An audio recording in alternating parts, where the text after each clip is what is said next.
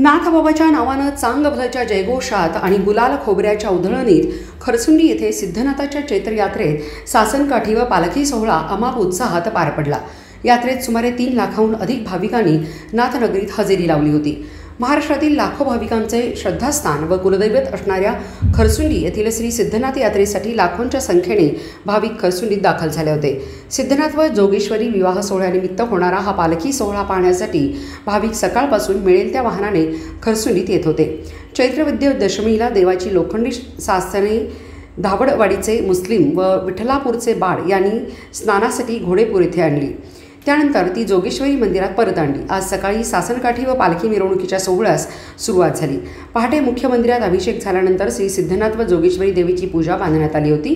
देवाला भरजरी फेटा, अंगरखा, हातात तलवार तर देवीला लाल साडी, सौभाग्य अलंकार अशी ही सालंकृत पूजा आकर्षक ठरली।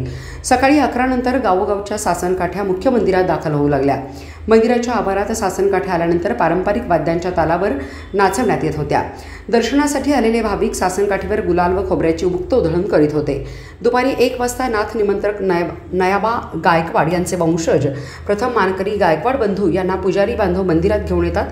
त्यानंतर आटपाडीचे मानकरी देशमुख यांना घेऊन येण्यासाठी पुजारी व गायकवाड जातात। त्यांना मंदिरात घेऊन आले। त्यानंतर पालखी सोहळ्यास सुरुवात झाली। आटपाडीच्या पाटील बंधूंची पांढरी शुभ्र सासनकाठी मंदिरात दाखल झाली। यावेळी गावोगावच्या मानकऱ्यांना मंदिरात निमंत्रित करण्यात आले। 2 वाजता धावडवाडीच्या मुस्लिम व विठ्ठलापूरच्या हिंदू मानकऱ्यांनी एकत्र नैवेद्य अर्पण केला। दुपारी 2 वाजेपर्यंत मोठी गर्दी झाली। अग्रभागी मंदिरातील पुजारी, धुपारती, सेवेकरी, मानकरी, भालदार, चोपदार अशा पारंपरिक व शाही थाटाच्या लवाजमाने पालखीसह प्रस्थान केले। नगारखाना प्रवेशद्वारातून पालखी 3 वाजता मुख्य पेठेत दाखल झाल्यानंतर भाविकांनी चांगभलच्या गजरात गुलाल खोबऱ्याची उधळण केली। यावेळी मुख्य पेठेसह संपूर्ण आसमंत गुलाबी दिसत होता। मुख्य पेठेतून गुलाल खोबऱ्याची उधळण झाल्यात पालखी सोहळा जोगेश्वरी मंदिरात पोहोचला। तत्पूर्वी महादेव मंदिराच्या प्रांगणात सर्व सासनकाठ्या पालखीला टेकून सलामी देण्यात आली। जोगेश्वरी मंदिरात पानसुपारी झाल्यानंतर प्रथेप्रमाणे टकऱ्या घडशी यांनी सासनकाठीला टक्कर दिली। त्यानंतर पालखीचा परतीचा प्रवास सुरू झाला। यावेळी पालखीसोबत देवाच्या लोखंडी सासनकाठ्या होत्या। चांगभलच्या गजरात पालखी मुख्य मंदिरात पोहोचल्यानंतर श्रीफळ वाढवण्यास सुरुवात झाली। यात्रा शांततेत व सुरळीत पार पाडण्यासाठी देवस्थान समिती, ग्रामपंचायत, बाजार समिती, महसूल, पोलीस प्रशासन, सेवेकरी व मानकरी यांनी परिश्रम घेतले।